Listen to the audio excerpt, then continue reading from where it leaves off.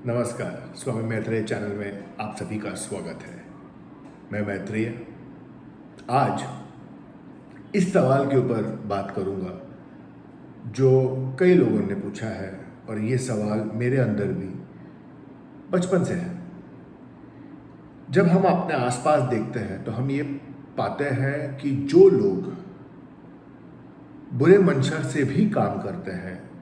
जिन्हें हम बुरे लोग भी कहते हैं, उन वो लोग भी जब काम करते हैं तो उन्हें उन्हें सक्सेस मिलता है, उन्हें सफलता मिलती है। तो फिर हम अच्छा क्यों करें? ये सवाल इसलिए ज़्यादा महत्वपूर्ण हो गया है क्योंकि जब ये सवाल कोई बच्चा अपने माँ बाप से पूछता है तो माँ बाप भी बहुत तकलीफ में आ जाते हैं इसका सही जवाब देने के लिए। हम कहते तो हैं अपने बच्चों को, जब हम उनको बड़ा करते हैं, उनको सिखाते हैं, तो हम कहते हैं कि बेटा अच्छा करो, बेटी अच्छा करो, अच्छा करने से अच्छा होता है।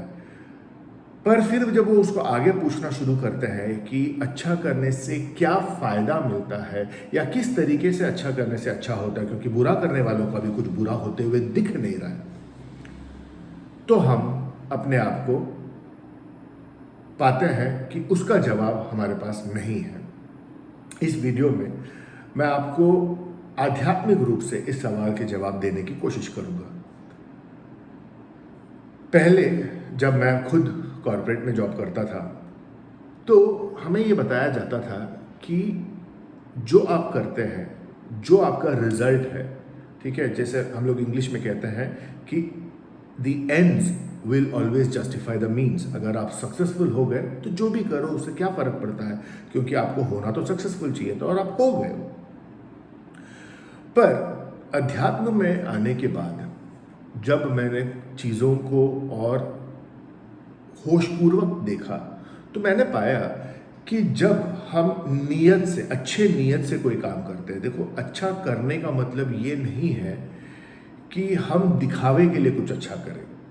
मैं जानता हूँ लोग दान भी कभी कभार इसलिए देते हैं ताकि चार लोग देख पाए कि वो दानी है, वो अपने ही मन की संतुष्टि के लिए वो दान दे रहा है। तो वहाँ उसकी नीयत दान देने की नहीं है। हम बचपन में सुनते आ रहे हैं कि जब भी आप दान दो तो ऐसा दो कि इस हाथ को इस हाथ के दान के बारे में पता ना चले। उसका कारण यह है कि कहने का तात्पर्य दान देने की क्रिया में नहीं है, वो दान देने की नीयत की बात हो रही है यहाँ। तो अच्छे कर्म को मैं उन कर्मों को अच्छा कर्म कहूँगा जहाँ आपके कर्म करने के पीछे की जो नीयत है, जो मंशा है, वो आपका सही हो, वो आपका अच्छा हो। तो अगर आप अच्छे कर्म करने की नीयत से कुछ करते हैं तो होता ये है, मैंने अपने अनुभव में ये पाया है कि जब भी मैं कुछ अच्छा करने जाता हूँ तो जिन लोगों के बारे में मैंने वो कर्म करते वक्त ना शायद उनके बारे में सोचा होगा, ना कुछ अच्छे से इस तरीके से प्लान किया होगा, लेकिन अचानक से मैं पाता हूँ कि उनके सामने से फ़ोन आ जाते हैं या किसी न किसी बहाने उनसे बात होती है, मेरा जो काम है उसके बारे में बात निकलती है, और धीरे धीरे जिन लोगों के से उम्मीद नहीं थी किसी मदद की, वो उन तरीकों से मदद करते हैं जिसके वजह से मेरा काम एकदम से स्पीड गति पकड़ लेता है और बहुत ही सहज सुगम तरीके से अपने उद्देश्य की पूर्ति पे पहुंच जाता है। कहने का तात्पर्य यह है कि मैं ये पाता हूँ कि जब भी मैं कुछ अच्छा करता हूँ तो ये अस्तित्व आह्लादित होकर मेरी मदद के लिए उतरता है। इसके अलावा इस चीज़ के बारे में इससे और कोई अर्थ निकलता ही नहीं है, क्योंकि जब मैं प्लानिंग करके काम करता था, जब मुझे ये लगता था कि ये पूरा भार मेरा है और मैं अपने ही तरीके से हर चीज़ को डिटेल में प्लान करके जब करता था, तो मैंने पाया कि उस वक्त पूरी की पूरी जिम्मेदारी मुझ पे रहती थी। अभी भी आप अगर देखोगे तो जो लोग बुरा करते हैं उनको हर चीज़ प्लान करना होता है, वो सोच सोच के स्ट्रेस में जीते हैं कि कहीं ये गलत ना हो जाए, मैं ये कर दूं, उससे मेरी उम्मीद ये है कि वो सामने वाला इस तरीके से रिस्पॉन्ड करे, पर अगर वो उस तरीके से रिस्पॉन्ड नहीं करेगा तो मेरा पूरा काम बिगड़ जाएगा, तो मेरे पास एक प्लान बी होना चाहिए, प्लान सी होना चाहिए। आप समझ रहे हो ना हम किस तरीके से जीते हैं, और इन सभी चीज़ों की वजह से तो स्ट्रेस है। रिजल्ट अगर हम पा भी ले, लेकिन उस पाने में जो हमने श्रम लगाया है वो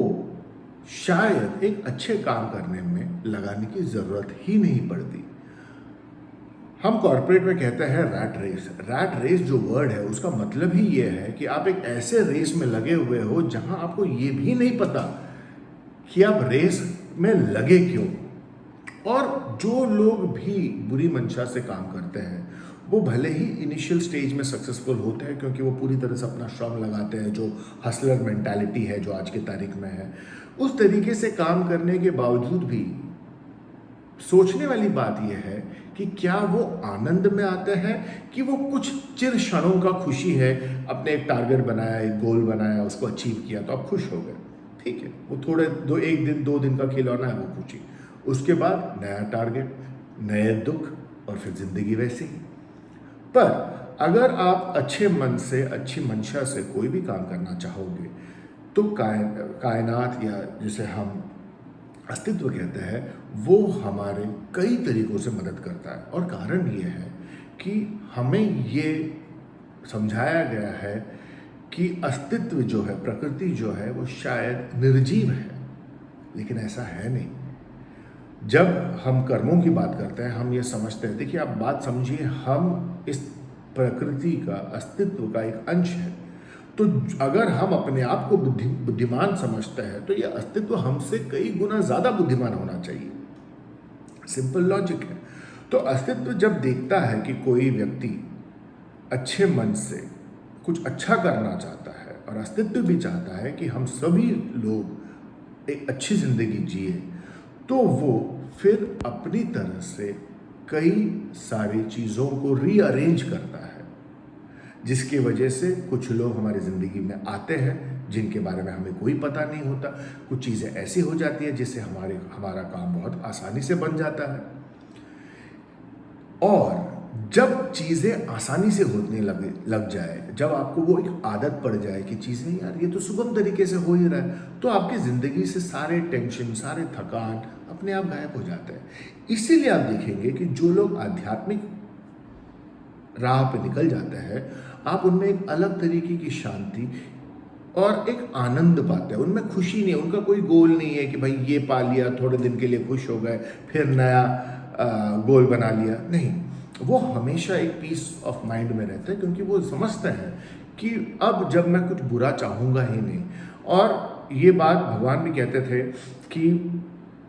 आप जब स्पिरिचुअल हो जाओगे, जब आपकी जागृति हो जाएगी या जब आप में क्रांति आ जाएगी, तो आप कुछ एक स्पिरिचुअल या आध्यात्मिक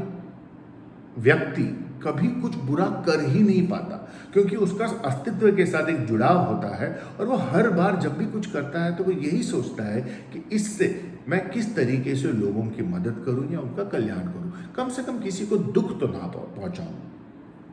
इस वजह से उनका काम में अस्तित्व भी जुड़ जाता है, और जब अस्तित्व जुड़ जाता है तो आप देखेंगे कि कैसी चीज़ें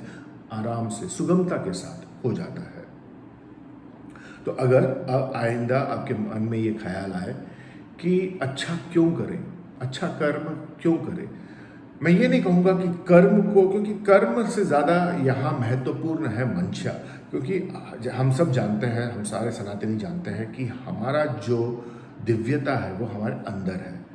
तो प्रभु का, परमात्मा का एक अंश जिसे हम अपना आत्मा कहते हैं, वो भी तो हमारे अंदर है। तो हम क्या कर्म करने से पहले ही ये जो हमारे अंदर बैठा हुआ प्रभु का एक पार्ट है, एक अंग है, अंश है, वो हमारी नियत को, हमारी मंशा को पहले ही आंक लेता है। अगर आपकी मंशा सही हो, कर्म अपने आप सुगमता से हो जाता है। अच्छे कर्म कीजिए, अध्यात्म की तरफ बढ़िए, यही मेरी प्रार्थना है। आप लोगों ने मुझे सुना, शुक्रिया।